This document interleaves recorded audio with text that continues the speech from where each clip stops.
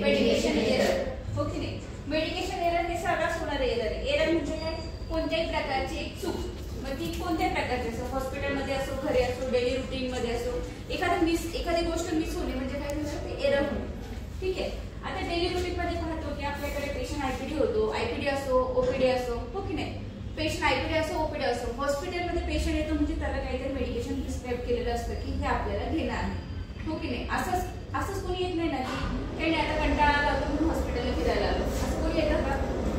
हॉस्पिटलला जर डॉक्टरांना व्हिजिट द्यायची तर पेशंट म्हणूनच कोणी येतं, हो की नाही? आता मेडिकेशन एरर बोललं तर जे तुमच्या रुटीन मेडिसिन असतात पेशंटला प्रिस्क्राईब केलेलं, प्रत्येकाचा डेली ड्रग चार्ट असतो, 1 2 3 4 5 6 वॉटेवर जे काही इंजेक्शन त्याच्यामध्ये कोणते कॅप्सूल असतील, टॅबलेट्स असतील, इनहेलर असतील, नेब्युलायझेशन मेडिसिन असतील, IV इंजेक्शन असतील, IM इंजेक्शन असतील, वॉटेवर हे सगळे काय झालं? मेडिकेशन झालं, हो की नाही? याच्यामधला एकही डोस जर मिस झाला, दिला गेला नाही, चुकीचा गेला, तर हे काय झालं? एरर. कधी कधी होऊ शकतात मेडिकेशन एरर. एक सांगायचं की असा इन्सिडेंट झाला तर मेडिकेशन एरर होऊ शकतो. खाद्य उठायला उठाय खाद्य कधी होऊ शकतो मेडिकेशन एरर? कधी होऊ शकतो? कधी होऊ शकतो? म्हणून प्रिस्क्राईब करताना प्रिस्क्रिप्शन दिलं असतं त्यावेळेस प्रिस्क्रिप्शन, हो की नाही? डॉक्टर प्रिस्क्रिप्शन देतात लिहून. जर इंजेक्शन मेरो द्यायचंय, चुकून मेट्रो लिहिलं गेलं किंवा मेट्रो द्यायचंय, मेरो लिहून गेलं, तर प्रिस्क्रिप्शन चुकीचं गेलं, तुम्ही क्रॉस चेक केलं नाही, पुन्हा जे मेडिसिन आलं ते लावून दिलं, पेशंटला ऍडमिनिस्टर झालं, मेडिकेशन एरर. ठीक आहे. अजून मेडिकेशन आपण जर सरांनी बरोबर दिलंय पण आपल्या लक्षात नाही आलं किती द्यायचंय, ओके. डोस मध्ये सपोज तुम्हाला इंजेक्शन रॅन्टॅक आहे, खूप रेअरली देतो आपल्याकडे इंजेक्शन रॅन्टॅक, डॉक्टरांनी प्रिस्क्राईब केले की तुम्हाला 5 mg द्यायचे, आणि इंजेक्शन रॅन्टॅकचे अँपूल 2 ml ची अँपूल असते, 1 ml is equal to 5 mg असं येतं. तर तुम्ही पाहिलंच नाही मला डोस किती द्यायचा, 5 mg द्यायचा आहे, 10 mg द्यायचा आहे. तुम्ही आली अँपूल, फोडली, फील केली, पेशंटला दिली, हा काय झाला? एरर झाला. अजून एखादं? राईट टाइम जर नाही दिला. ओके. पेशंट तुमचा आहे डायबिटिक असेल, हायपरटेन्शनचा असेल, हो की नाही? हायपरटेन्शनचा पेशंट असेल ज्याचा कंटिन्यू बीपी तुमचा 180, 120, 181 म्हणजे मोर दॅन 180 असा कंटिन्यू राहतो, तर त्याला डेली मेडिसिन वेळेवर देणे गरजेचं आहे किंवा नाही? असं का सांगतात की हे मेडिसिन BD, हे OD, हो की नाही? हे फ्रिक्वेन्सी देतात ना की suppose tablet Ecosprin AB 10 mg OD, हे काय झालं? पूर्ण ते ऑर्डर झालं, हो की नाही? पण हे असं आहे का की म्हणजे सरांना वाटलं म्हणून त्यांनी आज OD दिलं, सिस्टरांना वाटलं आज मी BD देणार, देऊ शकतात का? प्रत्येक गोष्टीला एक स्टडी असतो की या टॅबलेटचा इफेक्ट इतका वेळ आहे. जसे इन्सुलिन मध्ये वेगवेगळे आहेत, इन्सुलिनचे वेगवेगळे टाइप्स आहेत, ह्युमन ऍक्ट्रापिड आहे, मिक्स्टॅड आहे, लुपिसुलिन आन आहे. त्या प्रत्येकाचे काय किती वेळ त्याचे ऍक्शन राहते त्यावरती त्याचे डोस डिपेंड राहतात, हो की नाही? किंवा मला आठवलं आज मला ह्युमन ऍक्ट्रापिड द्यायचा मूड आहे, त्यामुळे मी या सगळ्या पेशंटला, सगळ्या इन्सुलिनचे पेशंट ह्युमन ऍक्ट्रापिड देतो, असं आहे का? नाही. तर प्रत्येक पेशंटची शुगर लेवल किती आहे, आपण कोणतं मेडिसिन देतो त्यावर डिपेंड राहतं की प्रत्येकाला त्याच्या शुगरवरती डिपेंड कोणतं इन्सुलिन द्यायचं. ठीक आहे. मग शॉर्ट ऍक्टिंग असेल, लॉंग ऍक्टिंग असेल, त्याप्रमाणे ते इन्सुलिन डिसाईड केलं जातं. ठीक आहे. अजून राईट. ओके. सपोज एक एक्झाम्पल घेतलं, पेशंट एनिमा द्यायचं, एनिमा कोणत्या रूटने देतो? पर रेक्टम, हो की नाही? पर रेक्टम हा काय झाला? रूट झाला. एखादा नवीन स्टाफ आहे की त्याला माहितीच नाहीये हा एनिमा आहे, जसं ग्लुकॉन डी येतं तसं त्याला वाटलं हे कट करायचं, पेशंटला ओरली द्यायचं, होऊ शकतं. सेकंड एक्झाम्पल, पेशंटला आपण मिझोप्रोस्ट ठेवतो, मिझोप्रोस्ट कसं ठेवायचं असतं? पर वजायना, सबली म्हणजे वेगवेगळे, पण पर वजायनाची ऑर्डर असेल आणि एखादं तुमच्या स्टाफने ठेवलं पर रेक्टम.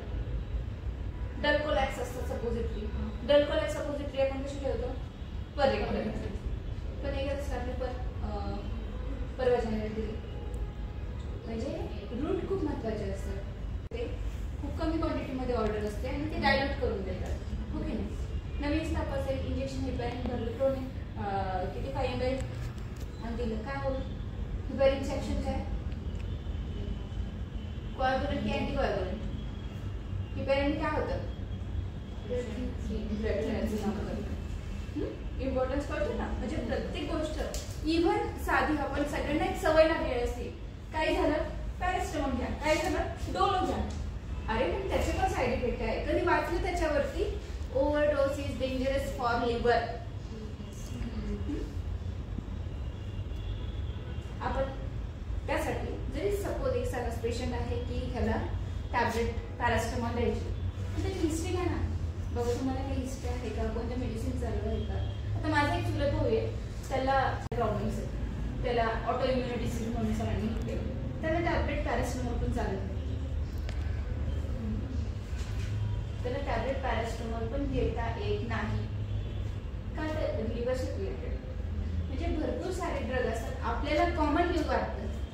डोकं पॅरासिटामॉल घेऊन टाक, अंग दुखतंय एक डोलो घेऊन टाक, फिवर आले थोडं कणकणी एक डोलो घेऊन टाक. अरे प्रत्येकाला आपण प्रिस्क्राईब करतो म्हणजे त्याची हिस्ट्री महत्त्वाची. डॉक्टर उगीच डॉक्टर झालेले नसतात, ते प्रिस्क्राईब करतात, ते डॉक्टर उगीच डॉक्टर झालेले नसतात. त्यातलं आपल्याला नॉलेज पाहिजे, आपल्याला स्टडी पाहिजे. ओके नाही. वेगवेगळ्या केसेस कशा हँडल करतात. आता आपल्याकडे भरपूर सारे पेशंट असतात, वॉर्ड फुल असतो, फोन केला किती पेशंट आहे, फुल आहे, फुल किती 8 आहेत 9 आहेत 10 आहेत वॉटेवर. रिकाम वेळात टापा मारण्यापेक्षा पेशंट एखाद्या तेच का मेडिसिन चालू केलं असेल, मग ते त्यांना ते काय आपण त्या पेशंटला ते दिलं होतं, मग ह्या पेशंटला वेगळं का दिलं असेल, असं चालवायला पाहिजे.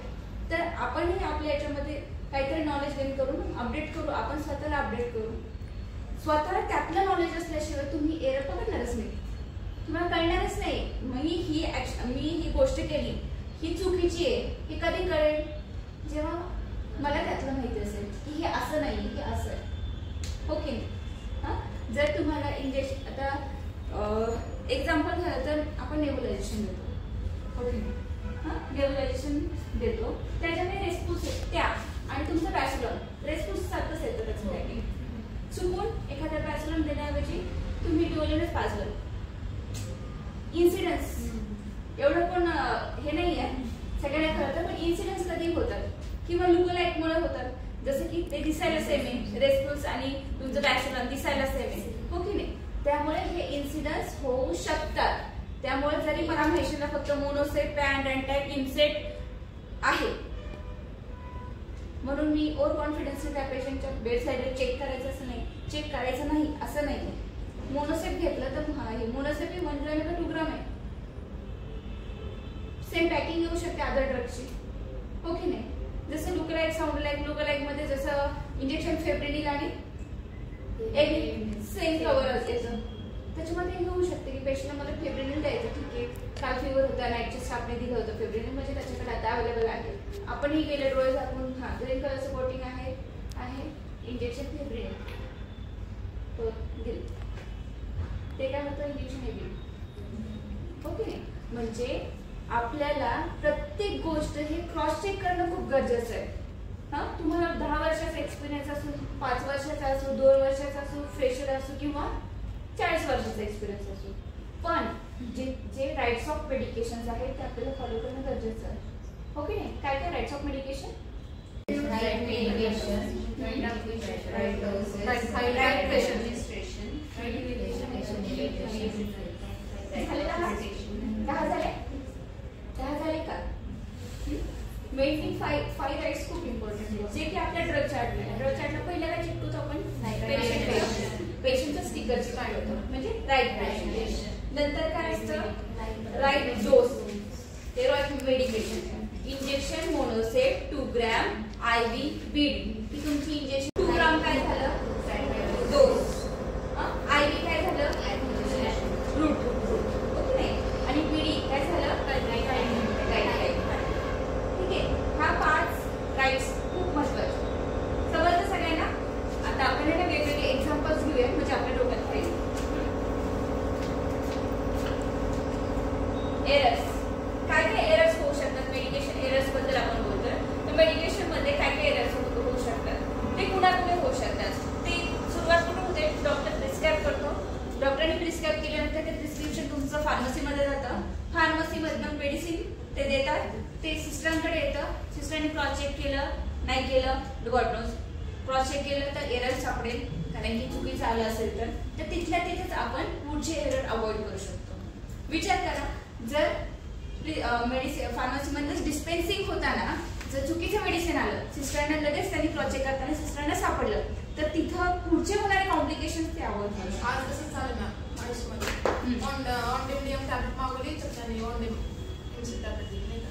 हा म्हणजे तुम्हाला त्या प्रत्येक आता पेशंटच्या ह्याच्यावरती असं पेशंटचं खूप सारं व्हॉमिटिंग असेल तर आपण काय करतो, माऊली चढून वगैरे हे करतो. ती जर अनेबल हे असेल तर गिळ्याला त्रास होतोय किंवा व्हॉमिटिंग करते बाबा, एक जरी पाण्याचा पेशंट म्हणतात ना, एक जरी पाण्याचा घोट गेला तरी मला व्हॉमिट होतं, ओके ना. मग अशा पेशंटला काय करतो आपण, माऊली चढून टॅब्लेट वगैरे हे करतो. त्यामुळे आपण म्हणतो काय इन्सिडन्स आहे ना, सेमच आहे ना, काय हरकत आहे, पण नाही जाणं गरजेचं आहे. आपल्याला काय याच्या मागचं तात्पर्य काय, आपल्याला क्वालिटी ऑफ केअर आपल्याला पेशंटला प्रोव्हाइड करायची. त्यामुळे कोणत्याही प्रकारचं एरर आपल्याला होऊ द्यायचं नाही, अवॉइड करायचे. ठीक आहे. आता एक एक्झाम्पल आहे, इथं पेशंटचं स्टिकर आपण प्रिस्क्रिप्शनला लावतो, ओके. हा याच्यामध्ये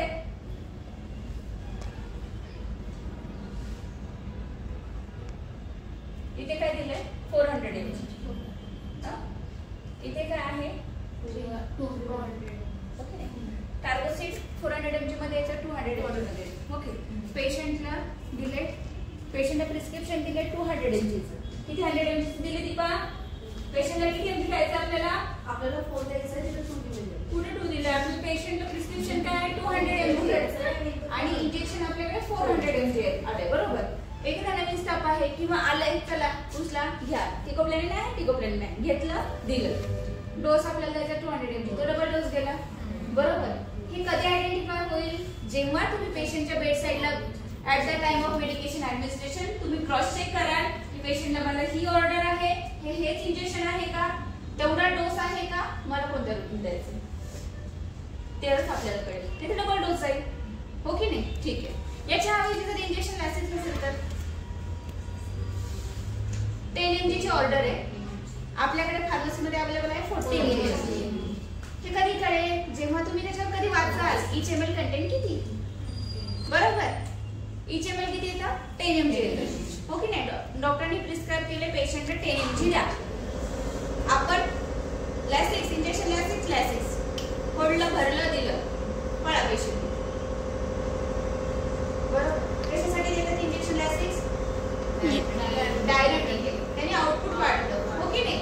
त्यामुळे आपल्याला प्रत्येक इंजेक्शनचे uses, effect, side effect, indication, contraindication हे सगळं माहिती असणं गरजेचं आहे, ओके. हा एक इन्सिडेंट ऍस्कोरिन द्यायचा आहे, वेगळं द्यायचं आहे, म्हणजे त्यामुळे तुमचं प्रिस्क्रिप्शन जे आहे, प्रिस्क्रिप्शन प्रॉपर लिहिणं गरजेचं आहे, हो की नाही. इंजेक्शन मेट्रो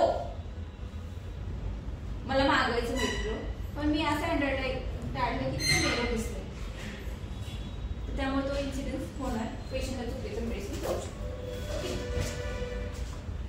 आता इथे जर पाहिलं, हे दिसलं ॲटोर्बा, ॲटोर्बो, वॉट एव्हर, प्रत्यक्ष एका स्पेलिंग मध्ये पण थोडं एचं बी झालं, एचं ओ झालं तरी मेडिसिन चेंज होतं. हे बऱ्याचदा तुम्ही पाहिलं असेल, ब्रँड नेमवर वेगवेगळे नाव चेंज होतात. आता हे प्रिस्क्रिप्शन आहे, इथे पेशंटचं नेमच नाही, फार्मसिस्ट कुणाच्या नावाने मेडिसिन पाठवते तुमच्याकडे, राईट पेशंटच नाही इथे, बरोबर. जर पेशंटचं नावच नाही, फार्मसिस्ट कुणासाठी मेडिसिन पाठवेल, आणि तुम्ही परत कंप्लेंट करणार की प्रिस्क्रिप्शन खाली गेले पण मेडिसिनचा 6चा टायमिंग आहे, 8 वाजले तरी पण मेडिसिन आले नाही.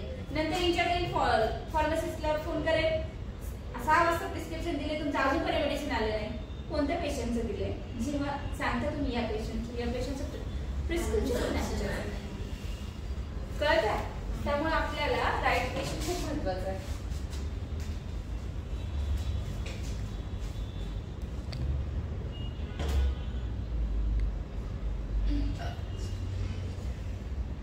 पेशंटचं नाव कुठे, इथे.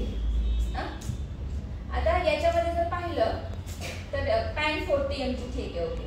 ऑनडेम किती द्यायचे, किती mgचं द्यायचंय त्याचा हे माहिती पाहिजे ना, किती mgचं आहे. डोस महत्वाचा आहे, हो की नाही. डोसेस खूप महत्वाचे आपल्याला. प्रत्येक प्रिस्क्रिप्शनला त्याचा डोस लिहिणं महत्वाचं आहे. तुम्हाला किती mgचं पाहिजे, किती mcgचं पाहिजे, किती ग्रामचं पाहिजे, तर तो डोस तिथे मेन्शन करणं खूप गरजेचं आहे. Second prescription same. पेशंटचं नाव आहे का, नाही. आणि मग काय होतं बऱ्याचदा असे जर 2 प्रिस्क्रिप्शन गेले असेल, सपोज हे सेकंड फ्लोअरचं आहे, सेकंड फ्लोअरचे 2 पेशंटला जसं मगाचं असेल हे असेल, मग तुम्ही फोन कराल या पेशंटचं मेडिसिन नाही करायला पाठवलं, तुम्ही तिथून तुम्हाला रिप्लाय येईल की त्याच्यावरती नावच नाही, ते ढमढेरे पेशंटच आहे त्याचं पाठवून द्या. मग ते ढमढेऱ्याच्या नावाने ते बिल काढून ते ढमढेरेचं नसून ते होतं 7 वर्ष क्रॉस. याला लॅसिक्स नव्हतं द्यायचं, याला लॅसिक्स दिलं, त्याला लॅसिक्स द्यायचं होतं, त्याला टिकोप्लेट दिलं. इन्सिडन्स असं झालंय म्हणत नाहीये, पण होऊ शकतात. त्यामुळे तुम्हाला हे मी मुद्दामून याच्या प्रिस्क्रिप्शनचे फोटोज काढले होते की आपल्याला विथ एक्झाम्पल आपल्याला आपण ते सांगू शकतो आणि पुढे आपल्याला प्रिव्हेन्शन घेता येईल. Same no patient name.